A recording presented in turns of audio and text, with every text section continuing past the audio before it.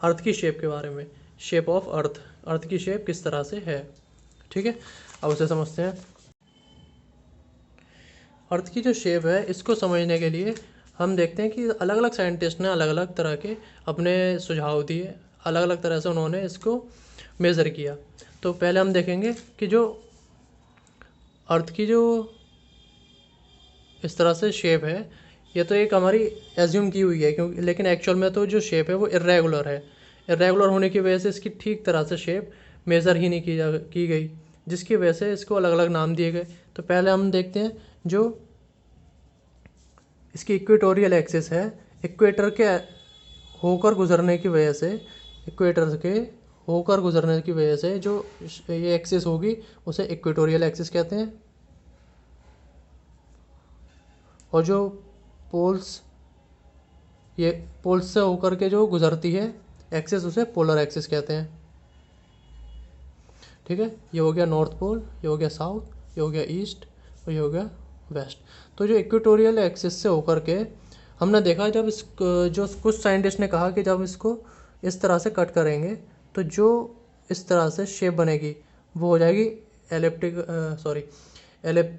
Ellipse की तरह से, इस तरह की शेप बन रही है, तो इसलिए इसे एलिप्सॉइड कहा गया। तो इसलिए इसका नाम एलिप्सॉइड दिया गया। और फिर वहीं पे कुछ साइंटिस्ट ने कहा कि अगर हम इसको वर्टिकली जब हम काटते हैं इस तरह से, तो वो है एलिप्सॉइड। ठीक है, ये वाली जो शेप है वो सर्कल है, उन्होंने इसको मना किया कि एलिप्टिकल नहीं है, ये सर्कल है। और ये वाली शेप है एलिप्स, तो उन्होंने क्या नाम दिया इसको, ऑब्लेट स्फेरॉइड, वो नाम उन्होंने दिया ऑब्लेट स्फेरॉइड। ठीक है, फिर इसके बाद कोई और साइंटिस्ट आए, उन्होंने कहा नहीं ऐसा नहीं है साहब। उन्होंने कहा कि जो अर्थ को हमने जब काटा सेंटर से इस तरह से, तो ऊपर का जो पार्ट था उसका कर्व अलग था और नीचे का जो पार्ट था उसका कर्व अलग था, तो उसकी शेप बनी वो इस तरह से है। तो एक जैसी शेप बनने की वजह से उन्होंने इसका नाम दे दिया ओवलॉइड। तो अलग अलग साइंटिस्ट ने अलग अलग नाम दिए, तो इस उन लोगों के अलग अलग सुझाव होने की वजह से एक फाइनल डिसीजन ये लिया गया। तो जो नाम उसे फाइनली दिया गया अर्थ की शेप को, वो है जियोइड। ठीक है, तो उसको जो नया नाम दिया गया वो जियोइड नाम दिया गया अर्थ की शेप को। यहाँ पर हम कुछ और भी बातें देखते हैं, जैसे कि हम सबसे पहले देखेंगे यहाँ पे कि जो पोलर एक्सिस है, वो जो पोलर एक्सिस है और जो इक्वेटोरियल एक्सिस है, इनकी जो लेंथ है उनमें भी डिफरेंस है। जो एक्सिस है इनकी जो लेंथ है उनमें डिफरेंस है। कितना डिफरेंस है, वो है 43.5 किलोमीटर, और एक दूसरी बुक में दिया गया 42.95 किलोमीटर।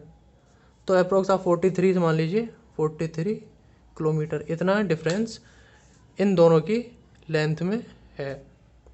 आप जैसा कि इसमें देखते हैं कि जो ऊपर नीचे के जो पार्ट हैं अर्थ के, वो थोड़े से फ्लैटेड है, इस तरह से है ऊपर का पार्ट। ये और जो पोलर एक्सिस पे जो पार्ट पड़ते हैं अर्थ के, वो थोड़े से फ्लैट है इन कंपैरिजन ये वाले पार्ट के। ठीक है, तो ये चीज़ यहाँ पे समझते हैं हम, समझ ली। इन दोनों की जो लेंथ में अंतर है वो कितना है, 43 किलोमीटर, ये वाली एक्सिस और ये वाली एक्सिस में। ये एग्ज़ाम में आ जाता है ये वाला कई बार क्वेश्चन ऑप्शंस में, तो याद रखेंगे। अब इसके बाद देखते हैं हम, शेप हमने जान ली कैसी शेप है अर्थ की, वो आ जाती है जियोइड या फिर ऑब्लेट स्फेरॉइडल। ये एग्जाम्पल के अकॉर्डिंग जैसा आपको दिया गया हो उसके हिसाब से यूज़ कर सकते हैं। ठीक है, अब इसके बाद हम देखते हैं कि जो अर्थ की रेडियस है वो रेडियस क्या लें। ठीक है, जो अब इसकी शेप ही एग्जैक्ट नहीं है तो फिर रेडियस कैसे निकाली जाए। तो इस कंडीशन में क्या किया गया, तो जो उसकी शेप है इसके अलग अलग जगह पे कई सारी रेडियस ली गई। ठीक है, जब अलग अलग जगह पे कई सारी रेडियस ली गई, उसके बाद जितनी रेडियस ली गई उसके नंबर्स को जो रेडियस है उससे ऐड करके डिवाइड किया, तो हमें उसका एवरेज मिल गया। तो जो एवरेज हमें रेडियस मिली जो हमें एवरेज रेडियस मिली वो कितनी है 6371 या कहें 6371 किलोमीटर या फिर 6371 किलोमीटर। ठीक है, तो वो भी हम देख सकते हैं। अब इसके बाद हम जो अर्थ की सरफेस है उसमें देखते हैं लेवल सरफेस क्या है। लेवल सरफेस है, level surface is a curved surface parallel to the earth surface and every point is equi distance from the centre of the earth. ठीक है, every element of the level surface is perpendicular to the plumb line. अब यहाँ पे समझते हैं कि है क्या ये लेवल सरफेस। लेवल सरफेस जैसे हमारी जो अर्थ है, मान लीजिए 1 मिनट के लिए जो उसके आसपास का सराउंडिंग है, जो ओजोन लेयर समझ लीजिए एक बार को, ओजोन लेयर है, तो वही एक तरह से लेवल सरफेस है। या फिर हम एग्जांपल के लिए लें, जैसे संतरा या मौसमी है तो उसके जो छिलका है वो हो जाता है लेवल सरफेस, और जो संतरे का पल्प वाला पार्ट है वो अर्थ मान लीजिए, वो अर्थ हो गई। तो इस तरह से जो बाहर का जो लेयर हो जाएगी वो हो जाएगी लेवल सरफेस। ठीक है, उस पर हमने अगर एक प्लम बॉब लटकाया तो जो प्लम बॉब इस पर लटकेगा तो उस वो कैसा होगा, वो वर्टिकल होगा, परपेंडिकुलर होगा। ठीक है, अब आगे देखते हैं लेवल लाइन। लेवल लाइन क्या है, it is a line in the level surface. अब जैसे हमने जो लेवल सरफेस था इस तरह से, इसके ऊपर एक जो मान लीजिए एक लाइन ड्रॉ कर दी, तो जो लाइन हमने ड्रॉ करी है वो उस लेवल सरफेस के अंदर है, तो लेवल सरफेस में होने की वजह से वो लाइन लेवल लाइन कहलाएगी। ठीक है, आगे देखते हैं horizontal plane. It is plane tangential to the earth surface at any point. तो अब जैसे यहाँ पे इसका ये वाला पार्ट है, तो इससे जो एक लाइन हमने ड्रॉ कर दी, ये एक प्लेन मान लिया, इस तरह से एक प्लेन हो गया, तो ये जो प्लेन पार्ट है ये क्या हो गया, टेंजेंशियल हो गया। इससे जब हम इससे एक यहाँ से परपेंडिकुलर ड्रॉ करेंगे तो 90 डिग्री पे होगा। ठीक है, तो ये क्या हो गया, हॉरिजॉन्टल प्लेन हो गया। आगे देखते हैं it is also a normal to the plumb line. जब यहाँ से प्लम बॉब लटकाया जाएगा उसके नॉर्मल होगा, यानी परपेंडिकुलर होगा। आगे देखते हैं ग्रेट सर्कल। ग्रेट सर्कल क्या है, ग्रेट सर्कल एक ऐसा सर्कल है जो कि अर्थ को इक्वल 2 पार्ट में डिवाइड करता है। ठीक है, ग्रेट सर्कल क्या है, अर्थ को इक्वल 2 पार्ट में डिवाइड करता है। तो वही देखते हैं, it is an imaginary circle passing through the centre of the अर्थ। तो एक इमेजनरी सर्कल है जो कि सेंटर से होके जाता है अर्थ के। एक ग्रेट सर्कल डिवाइड्स अर्थ इनटू 2 इक्वल पार्ट्स। जो ग्रेट सर्कल है वो अर्थ को 2 बराबर पार्ट में डिवाइड करता है। एग्जाम्पल के लिए equator and longitudinal, this are can be draw infinite. तो यहाँ पे जो हमने देखा इक्वेटर से होके जो लाइन जाती है वो भी एक ग्रेट सर्कल है, या फिर जो पोल से होकर के जो हमने कट किया तब जो लॉन्ग जो यहाँ पे बना वो भी उसको 2 पार्ट में डिवाइड करता है। और ये कितने ड्रॉ किए जा सकते हैं great circle, great circle infinite draw किए जा सकते हैं। मान लीजिए एक हमने ऐसा ड्रॉ कर दिया, फिर इसके साथ में ड्रॉ कर दिया, फिर एक इसके अगला ड्रॉ कर दिया, या इसके अगला ड्रॉ कर दिया। 2 ही पार्ट में तो डिवाइड करना है इक्वली, तो हमने कितने भी कर सकते हैं वो ग्रेट सर्कल, हर एक छोटे से छोटे पॉइंट पे क्रिएट किया जा सकता है। तो ये हो गया ग्रेट सर्कल। इसके बाद देखते हैं स्फेरिकल ट्रायंगल। स्फेरिकल ट्रायंगल क्या है, स्फेरिकल ट्रायंगल को इस तरह समझते हैं।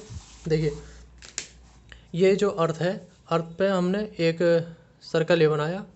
ठीक है, ये सर्कल एक spherical triangle is that triangle which is formed on the surface of the sphere by intersection of 3 arcs of great circle. ठीक है, हमने यहाँ पे 3 ग्रेट सर्कल बनाए। 3 ग्रेट सर्कल यानी कि जैसे हमने अर्थ को एक सर्कल ये बनाया ग्रेट सर्कल, जिससे अर्थ 2 पार्ट में डिवाइड हो गई। एक ग्रेट सर्कल इस तरह से बनाया जिससे अर्थ इधर इस तरह से 2 पार्ट में डिवाइड हो गई, और फिर एक ग्रेट सर्कल इस तरह से बनाया जिससे अर्थ फिर 2 पार्ट में डिवाइड हो गई।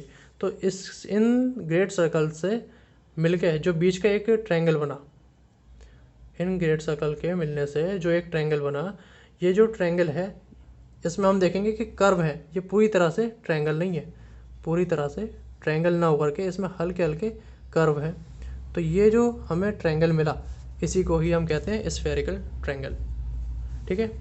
The arc enclosing the spherical triangle, ये जो आर्क है ये एक सर्कल बना रहे हैं। ठीक है। आर कॉल्ड एज साइड, इन्हें साइड कह सकते हैं। And the angle in which these arc, जो एंगल्स होंगे इन आर्क के बीच में intersect are called as spherical angles. तो ये जो एंगल्स होंगे इन्हें स्फेरिकल एंगल्स कहा जाएगा। ठीक है। और जो ट्रायंगल बना उसे स्फेरिकल ट्रायंगल कहेंगे।